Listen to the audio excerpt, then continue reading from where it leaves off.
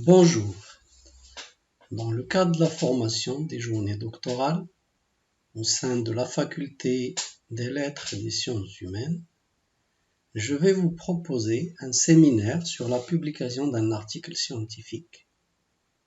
En effet, pendant votre cursus, vous allez être confronté à la publication dans des revues scientifiques ou dans des congrès scientifiques ou des colloques.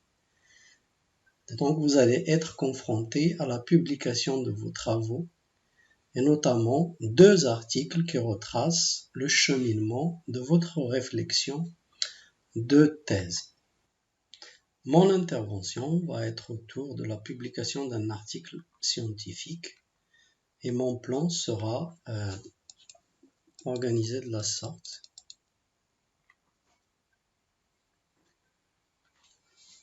D'abord les logiques de la recherche, ensuite le projet de l'article. L'article scientifique, qu'est-ce que c'est? Les règles éditoriales, les questions de fond que vous devez traiter dans un article, les questions de forme qui ne sont pas moins importantes que les questions de fond et une conclusion. Nous allons passer tout d'abord en revue la logique de la recherche. La logique de la recherche en SH est centrée sur un problème initial qui soit d'ordre social, organisationnel, managériel ou théorique, un problème sur lequel va porter notre recherche. Ce problème va nous permettre justement de formuler une problématique de recherche et cette problématique va être mise en œuvre par une recherche de terrain, par une étude documentaire, par l'exploitation de documents des archives, etc. Et va nous fournir, cette investigation va nous fournir un recueil d'informations, des méthodes d'analyse, de l'interprétation, pour arriver enfin à une discussion finale de publication en action. Dans cette partie, nous allons montrer le cheminement justement d'une publication d'un article scientifique en commençant par une introduction, le cadrage, le contexte et la spécification de la problématique de l'article, la formulation des questions et des hypothèses, l'élaboration du plan de l'article, la démarche et méthodologie suivie pour arriver à son but, notamment la démarche inductive et la démarche déductive que vous pouvez chercher en vous documentant avec des articles scientifiques, le recueil de l'information et des données, et là c'est commun à toutes les disciplines des sciences humaines et sociales, traitement et analyse des données recueillies, interprétation, évaluation et synthèse des résultats, et enfin une conclusion de l'article.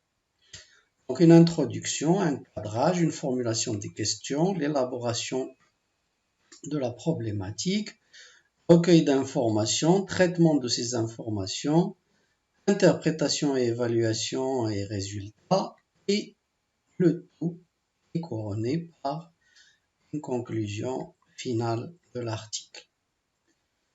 D'abord, qu'est-ce qu'un article scientifique? Dans les définitions que nous pouvons donner, un article scientifique est une publication dans une revue scientifique. Cette revue scientifique peut être soit une revue scientifique à comité de lecture, soit une revue scientifique indexée. Et ces derniers temps, on parle beaucoup des revues indexées qui sont très difficiles d'accès justement pour les publications, mais on essaye de faire de notre mieux justement pour que ces revues soient à la portée de tout le monde. Donc, cette publication scientifique peut aussi survenir dans des actes, par exemple de colloque, et elle peut présenter des résultats de recherche originaux évalués par un comité de lecture. En général, soit la revue, soit le colloque a un comité de lecture, ce qu'on appelle un comité scientifique, donc par les pairs et les spécialistes.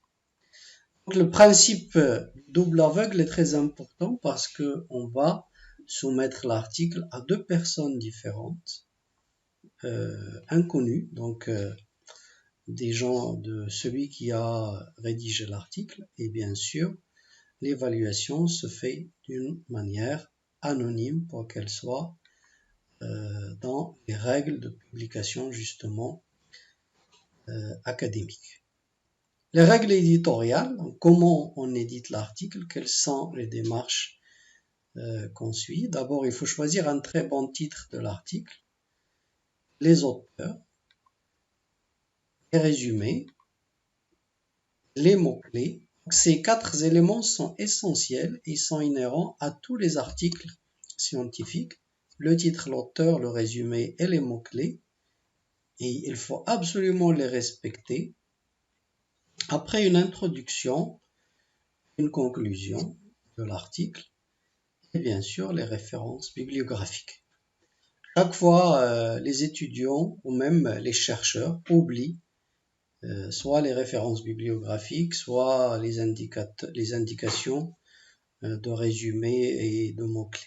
Il faut vraiment être vigilant et de suivre ces étapes pour que l'article ait une forme académique. Qu'est-ce qu'on peut dire justement au niveau du titre?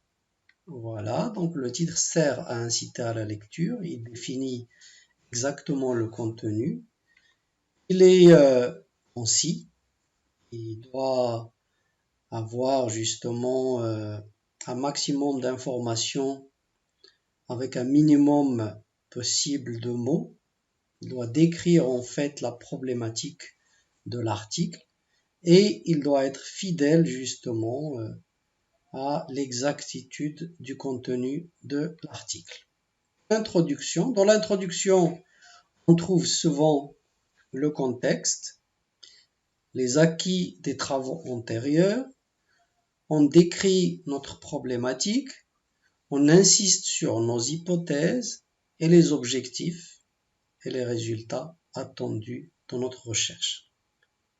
Ça, c'est important parce que l'introduction, c'est la première marche qu'on franchit, que franchit le lecteur, et il va juger justement l'article à la suite de ces données qui sont présentées dans l'introduction.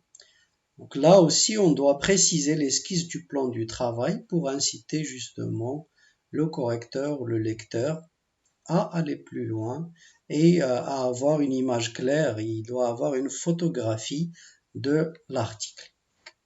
Elle doit être donc concise et précise, circonscrite dans le temps, ça veut dire que la recherche est temporelle, donc elle doit justement indiquer le temps et l'espace de la recherche. Et bien sûr, avant de rédiger une introduction, on doit se documenter, donc l'introduction doit être bien documentée à l'image de l'article qu'elle va introduire. Matériel et méthode.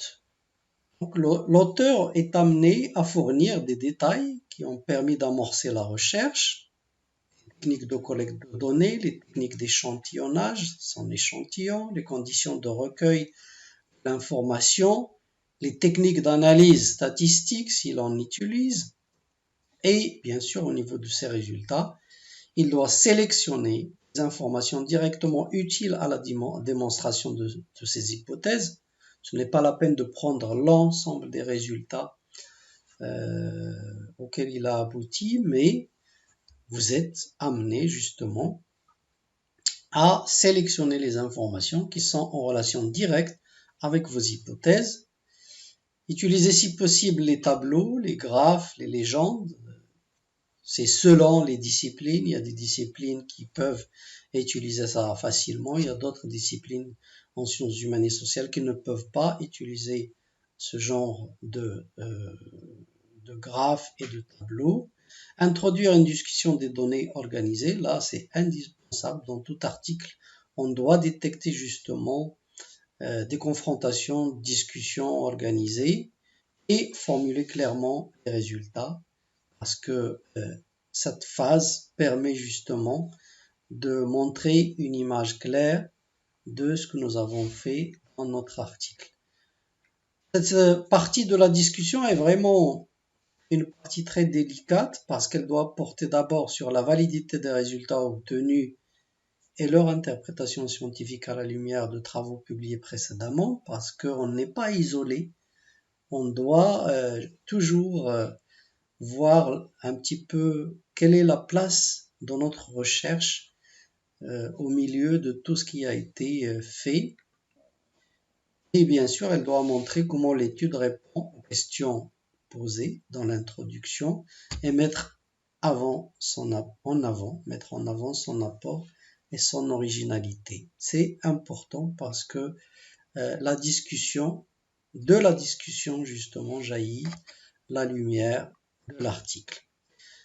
Et cette phase aussi doit répondre aux hypothèses et clarifier la problématique de départ. Ça sert à rien de faire un article, d'écrire et d'arriver à la fin sans justifier justement les hypothèses, sans vérifier les hypothèses et clarifier la problématique du départ. Nous arrivons enfin à la conclusion pour montrer quels sont les éléments que doit contenir justement cette dernière phase de votre article. Donc, rappelez d'abord la question de recherche et l'idée directrice de l'article. Donc, en substance, il faut se poser la question, pourquoi l'article? À quoi ça sert? Pourquoi nous avons entamé ce projet d'article? Le deuxième point, c'est de résumer la démarche et les résultats. Donc, comment ça s'est passé, comment j'ai abouti à mes résultats. Le troisième point, c'est ouvrir des pistes futures de recherche parce que justement dans un article, on ne peut pas tout mettre. Donc, je dois encore continuer et je dois montrer que mon article se situe à une phase telle au niveau de ce que je mène comme recherche. Donc, quel effet ça va avoir sur la suite justement de mes recherches. Une conclusion, il faut donc être exhaustif, être logique et cohérent et se limiter aux principaux résultats synthétisés. Parce que parfois, on trouve dans des conclusions des choses qui n'ont absolument rien à voir avec le contenu de l'article ou avec l'enchaînement logique des parties de l'article. Les règles de l'écriture scientifique, parce que pour tout article, pour chaque élément normalement, il y a des règles essentielles à respecter et bien sûr, une des premières règles, il faut que l'article soit lisible et cohérent. Ça, c'est très important.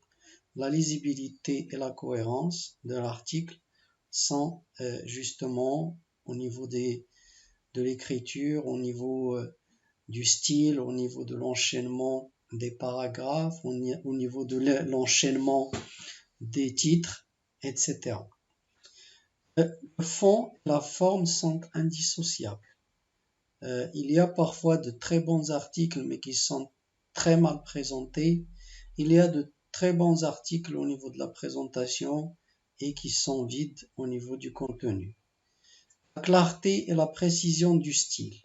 C'est le moment justement de s'arrêter et de dire que je vais écrire dans une langue, que je vais m'exprimer dans une langue.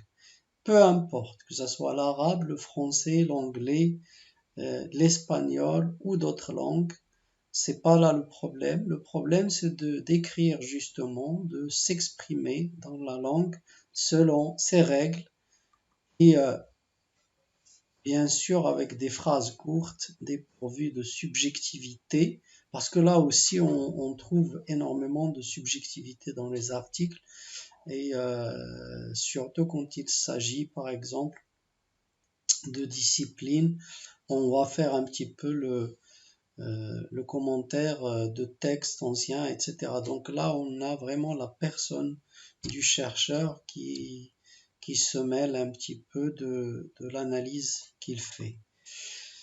Respect de l'orthographe et de la ponctuation, c'est vrai que au moins au niveau de la langue arabe et de la langue française, et les autres langues aussi, nous avons un problème au niveau de l'orthographe, au niveau des fautes d'orthographe, au niveau des coquilles de langue en général, que ce soit dans les articles ou dans les thèses. La ponctuation, on n'a pas appris à manier les éléments de ponctuation. Les liaisons et les enchaînements appropriés, la logique, la fluidité du texte et le respect des consignes données par la revue.